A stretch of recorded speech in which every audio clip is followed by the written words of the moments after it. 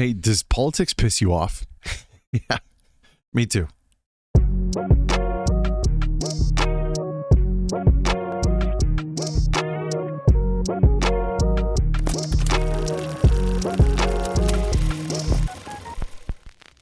Hey, welcome back. My name is Matthew Hennigan. I am a former military medic, paramedic turned author, podcaster, and if you like unfiltered conversation where a fat guy on the internet just spews his thoughts onto a microphone, well, then you're in the right place because that's exactly what this channel is all about. Listen, man, we live in a time where politics is basically the only thing we talk about, and it's interlaced with almost anything we do. Video games, for example, if a certain character doesn't look a certain way, or if a character does look a certain way, politics is injected into it. Modern movie and television, if it doesn't have enough representation of whatever partisan group says they want to be represented with, it gets torn apart or it gets seen as controversial. Everything we do today seems to have politics leading the forefront of whatever industry we may be discussing. I'd like to show you something today that is a little lesser known in Canadian history. And the reason I want to bring it up to you is because I have a point at the end of it. So if you can stick with me through the video here, the video is 18 minutes long, but I really want to show it to you because I think it's very important. So this is the Canadian peacekeeping mission in the former Yugoslavia, in Croatia more specifically, the Medak Pocket. This goes into the conflict. It kind of explains what it was all about, but it explains the Medak Pocket and why it's significant to Canadians as a whole. So we're going to watch this, and then I'm going to tell you the whole overall point to have with respect to politics at the end of it. It's not what you think. This is not a liberals bad, conservatives good, or conservatives right wing, liberals good. This is just stick with me. I'll tell you. September 15th, 1993.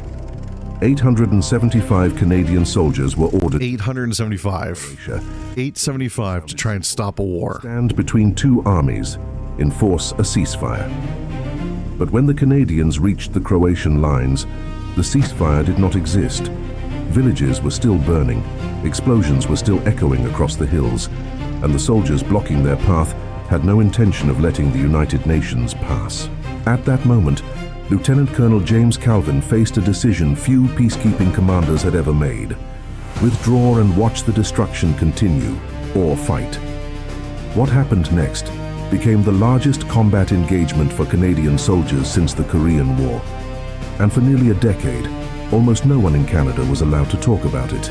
No one allowed to talk about it. That's crucial to keep in mind here. Canadian military history. Consider subscribing to the channel, and in the comments let us know where you were watching from. Oh yeah, I guess I should tell you who's running this channel here. Let me go back here. I'll tell you. It is Canadian Front Archives. Canadian Front Archives. These are the guys that are doing this. This is an amazing video. And if you like this kind of stuff, definitely subscribe to them because they do an amazing job on their videos. They really do. Are you in? These stories survive because people choose to remember them together. Now back to Croatia in the autumn of 1993. The war in the former Yugoslavia had been burning for 2 years. When Croatia declared independence from Yugoslavia in 1991, it triggered a brutal conflict between Croatian forces and the ethnic Serbian minority living on Croatian soil. The Serbs had seized roughly 1/3 of Croatian territory, declaring their own self-proclaimed republic. A ceasefire in early 1992. It was a freaking mess is what it was. To the region. The United Nations Protection Force, deployed in 4 sectors across the former Yugoslav republics, was charged with monitoring the truce and protecting designated safe areas.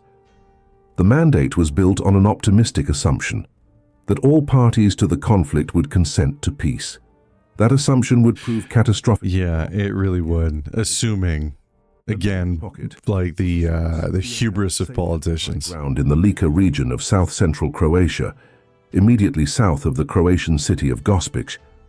The pocket was approximately 4 to 5 kilometers wide and 5 to 6 kilometers long. It encompassed the villages of Divoselo, Titluk, and part of Positelj, along with scattered hamlets. About 400 Serbian civilians lived in the area. Serbian artillery positioned in the pocket regularly shelled Gospic, making the a military problem and a political pressure point for the Croatian government. In March 1993, the 2nd Battalion of the Princess Patricia's Canadian Light arrived in Croatia as Canada's contribution to the United Nations mission. The battle group numbered 875 soldiers. Of these, only 375 came from the battalion proper.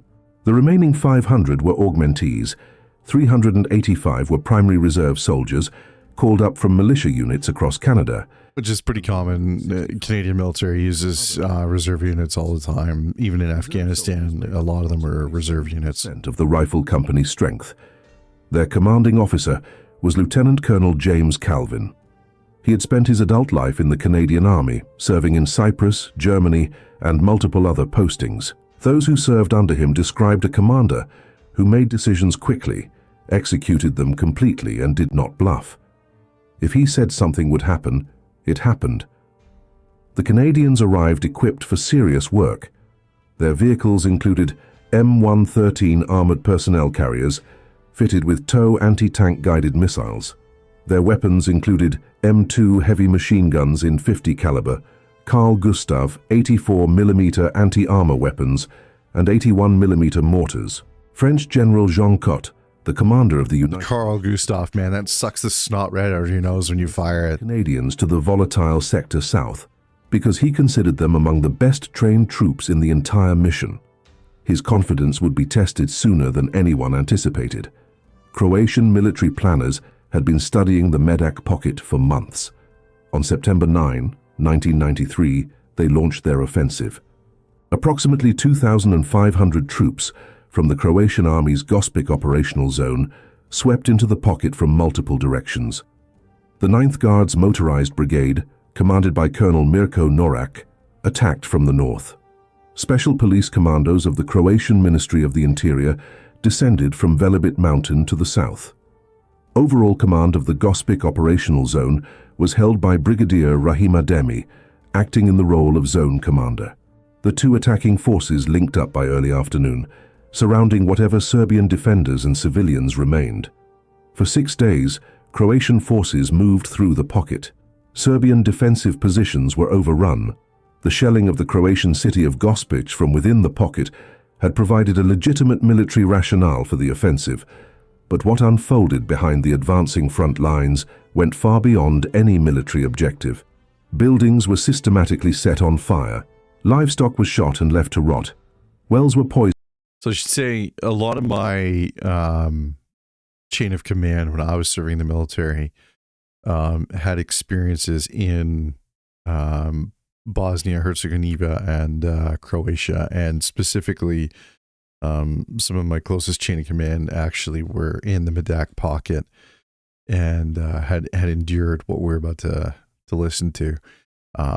So this stuff, and this was all over the news when I was younger too. This was sort of what gave me my introduction to military operation, and showed me that medics are on the front line, because they showed soldiers carrying rifles with red crosses on their arms, and it got me very curious as to what that was, and that's what started to motivate me to look into the military, and that ultimately is what led me to joining the military. So this, I've always been very, very fascinated, intrigued, and humbled by this event here, of which there are still so many things that we have yet to discuss and talk about and divulge to the public.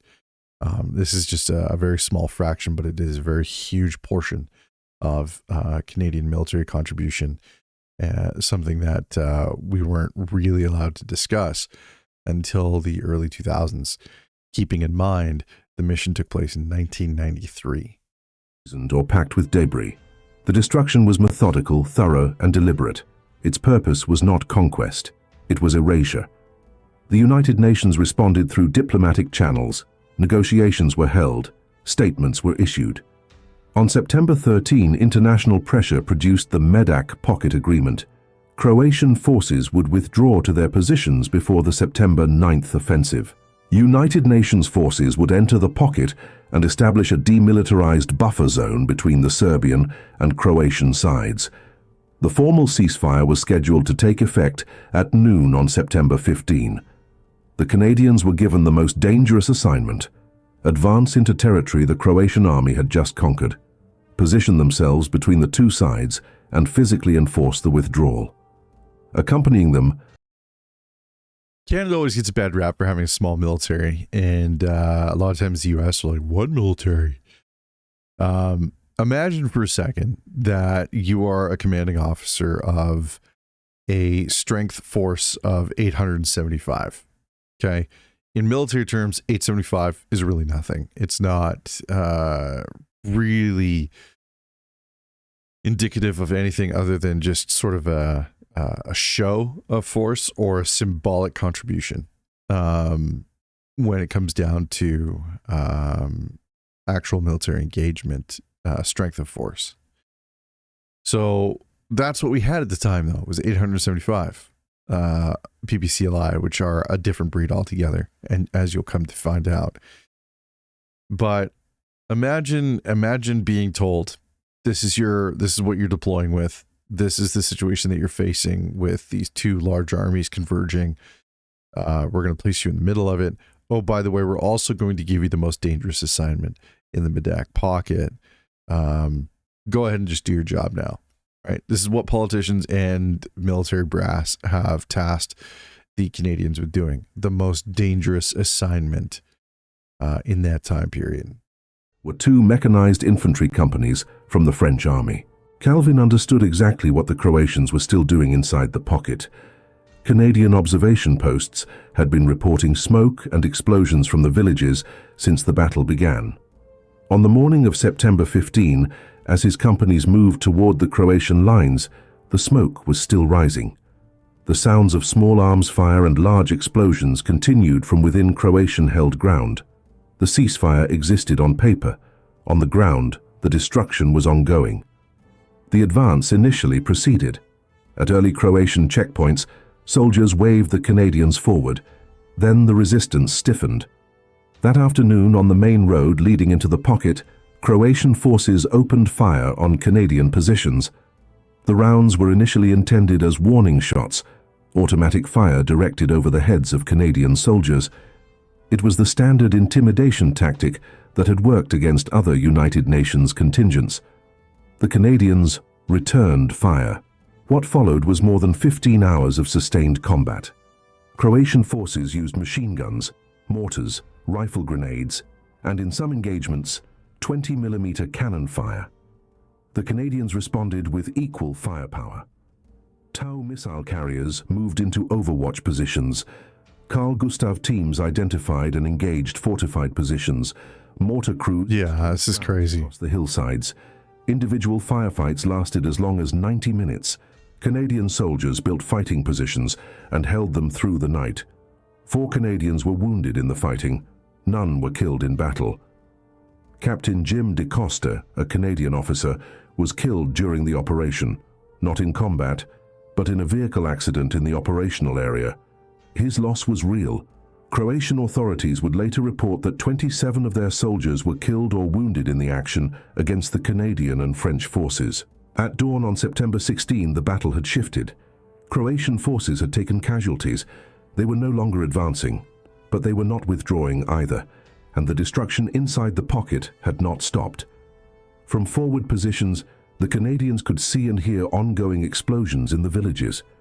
Calvin made a decision that separated this operation from every other United Nations confrontation in the former Yugoslavia. He called forward the international journalists who had gathered in the operational... Smart move. He walked them to the Croatian position blocking the road. He pointed out, on camera, that the Croatian army commander was not fulfilling the terms of the agreement he had signed. He named what was happening in the villages behind the Croatian lines. The journalists filmed. The images reached international news services within hours.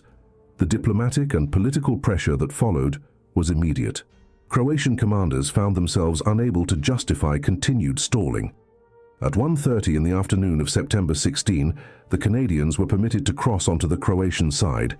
Croatian forces began their withdrawal. The Tau missile carriers moved to overwatch positions as the final standoff took place on the main road to Divoselo. Croatian tanks and armored vehicles were positioned across the road. The missile-armed Canadian carriers were positioned in response. The standoff lasted under 2 hours. The Croatians withdrew.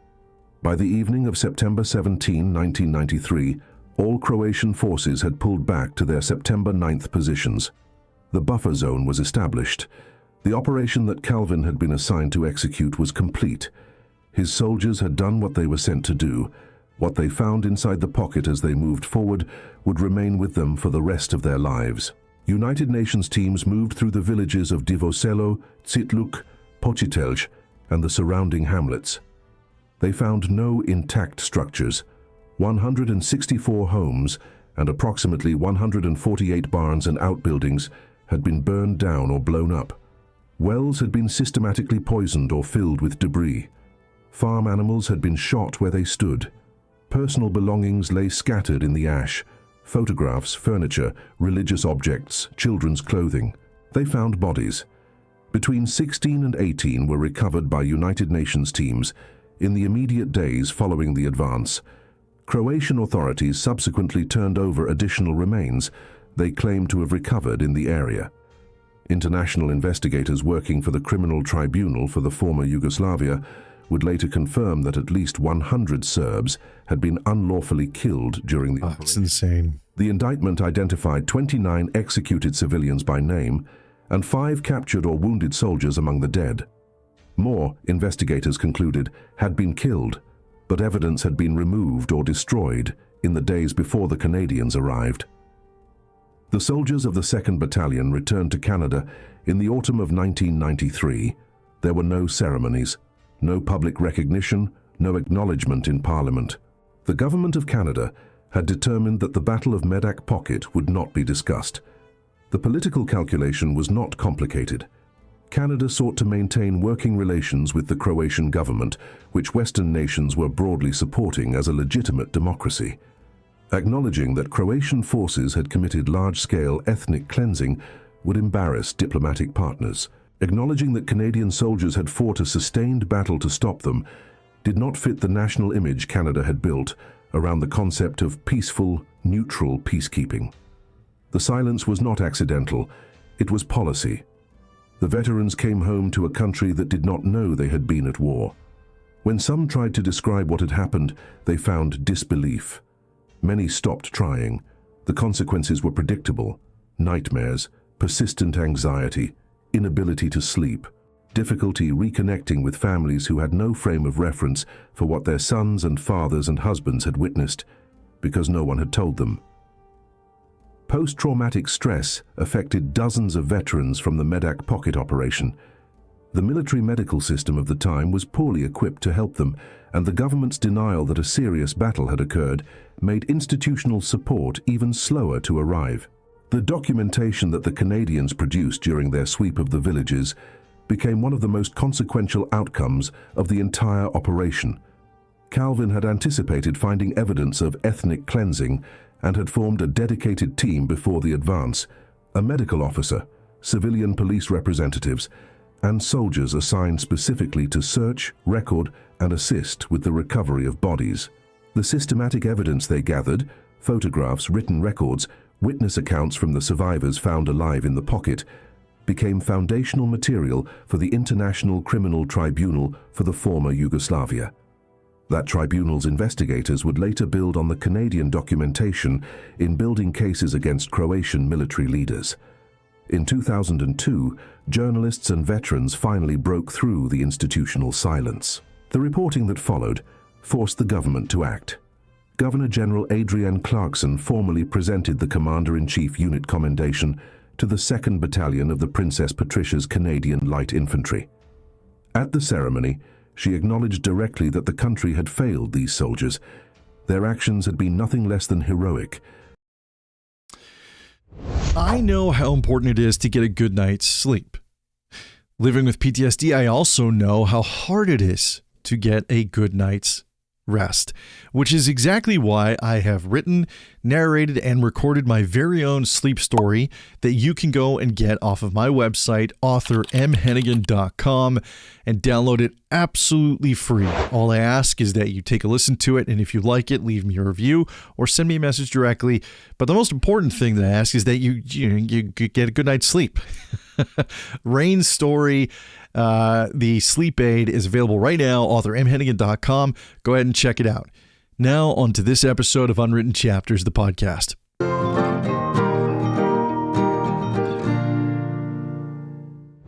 That right there. I'll leave it there. If you want to watch the rest of the documentary, you should go and check out their channel. But that brought up what I wanted to discuss, because I had mentioned earlier about politics and about partisanship and how this wasn't going to be what you thought it was, and it's not. As you heard, there was an institutionalized failure for Canadian soldiers that had deployed at the behest of the government and endured something horrifically unimaginable to many of us, unless you were actually there. And then they were told to be quiet about it. Just shut up about it. Don't say anything. Yeah, no acknowledgement, no medals, no citations, nothing. Just come home to quiet streets and then try to reingratiate into your life. And if you're having troubles at home, sorry, sucks to be you. So the government effectively contributed to divorces, to suicides, to prevailing mental health complexities with an entire generation of Canadian forces. Fast forward to now.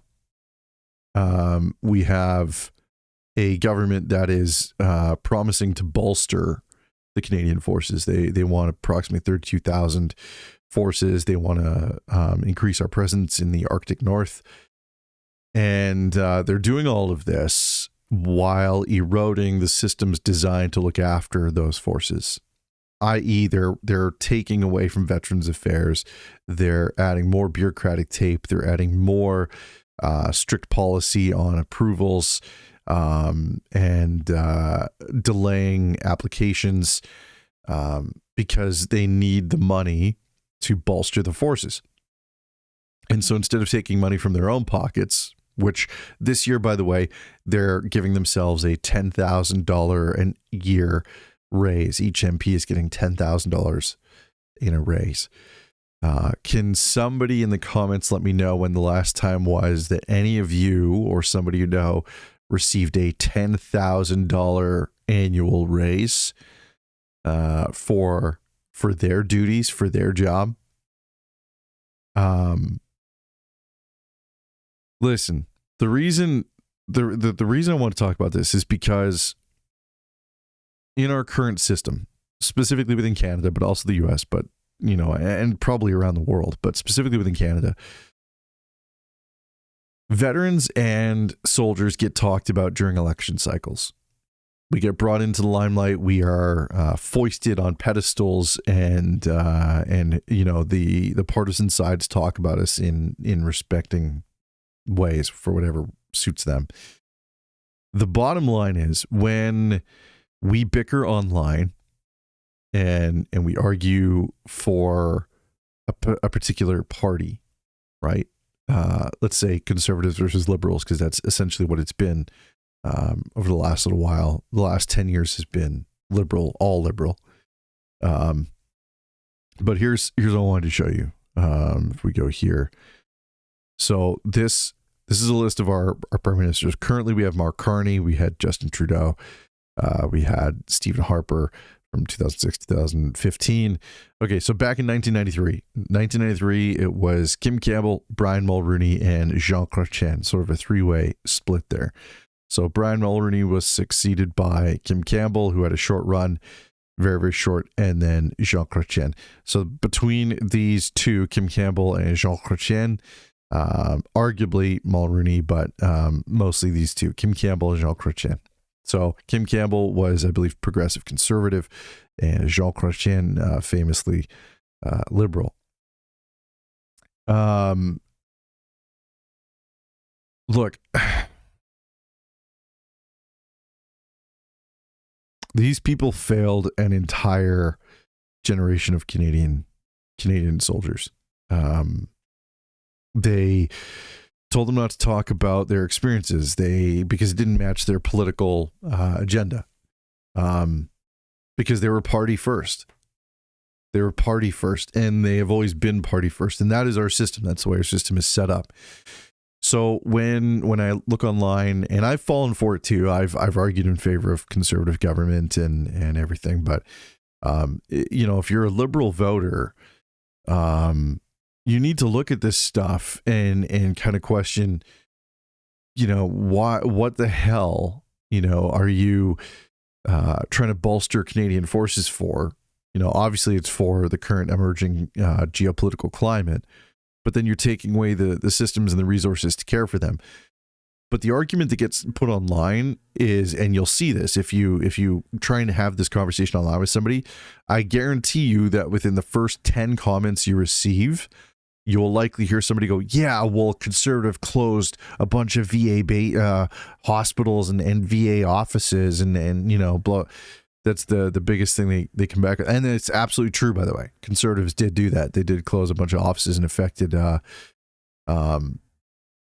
approximately, I think it was 200 veterans, if not more, by doing so. By doing so. And the Liberals campaigned, just specifically Justin Trudeau campaigned on reopening all these offices. And yeah, they reopened them in a Potemkin village sort of way, meaning that they are listed as open on the government websites, but nobody's actually working there.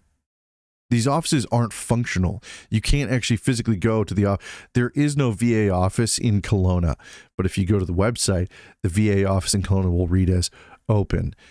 There's no one for me to go and speak with. There's no one for me to go and talk to. There's no office door for me to open up. There's nothing. There's literally nothing there.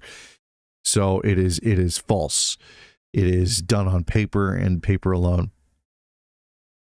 They don't care about us. They care about us in the form of taxes, right? We pay taxes. That's what they care about. They care about us in terms of party allegiance. They care about their party. That's all they care about. Not liberals, not conservatives, both. They both just care about their party. Pierre Poilievre doesn't care about the average Canadian. Mark Carney doesn't give a flying schmuck about the average Canadian. I did a post earlier today highlighting as such, actually, because the unemployment rate is disastrous right now. I will try and read what I wrote here. I said, after reading this on Stats Canada, Canada lost 84,000 jobs in February of 2026, and the unemployment rate rose from 6.5% to 6.7%. Youth unemployment rose from 12.8% to 14.1%, nearing the 14.6 recorded in September of 2025. With Statistics Canada, which Statistics Canada says is the highest youth unemployment rate since 2010, excluding 2020 and 2021. This is not okay. After a decade in power, the governing party absolutely owns a meaningful share of broader economic architecture. If Canada has become too fragile, too dependent on housing, too weak on productivity, too burdened by interprovincial trade barriers, too exposed to existential shock or external shocks, and too busy or too lousy at creating durable opportunities for younger workers, then the federal government cannot just shrug and point at weather, at Trump, or the moon phase. Even Ottawa's own 2025 budget admits internal trade and labor barriers are costing Canada as much as $200 billion annually in lost opportunities, while the Bank of Canada has repeatedly flagged slower potential growth and tariff-related damage to investment output. And then I posted the link for Stats Canada there. And The thing is, when we try to argue our points online, when we try to say, yeah, but, conservatives did this. Yeah, well, liberals did that. We could go back and forth in perpetuity because government has failed us. Government failed those troops in the Medak Pocket. Government is failing our current veteran system. Government is going to fail a future generation of soldiers that they are employing to do their bidding, unless we somehow figure out a way to stop that. I don't know exactly what that is. I don't know if that's, putting in a different party into power, but we are a multi-party democracy on paper, but we are a bipartisan votership. And the liberals have had over 10 years now, over 10 years of power to steer the ship in the right direction, and it's not there. And if you ever point that out online, liberal loyalists will just condemn you and bring up the Harper regime. Listen, man, at this point, you are the previous government. So when you blame the previous government, you're blaming the liberals because you are the previous. You've had a generation. 10 years is a generation. You've had a generation to fix things, and you haven't. So you should absolutely be held accountable, and we as voters and we as Canadians should absolutely be holding them accountable. But instead, we try to argue loyalty for our party. Why? I'm not a conservative. I'm not a liberal. I'm not an NDP. I have values that kind of float between all of those parties. I don't have one party that just represents me. Have I historically voted conservative in the past? Yeah, I'll concede. Yeah, absolutely I have. But I've also grown since then too.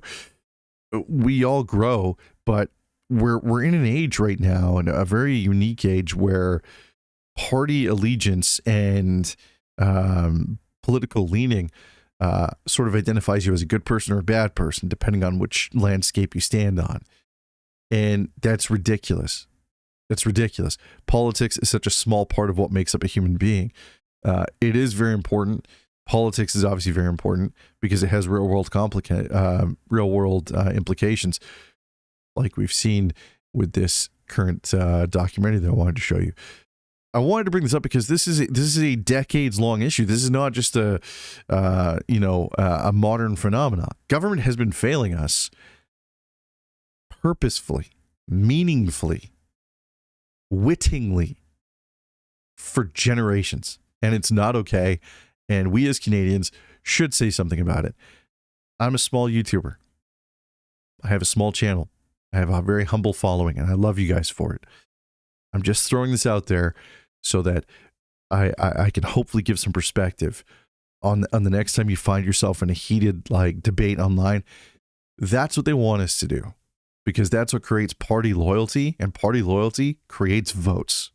Votes for the party, not votes for change.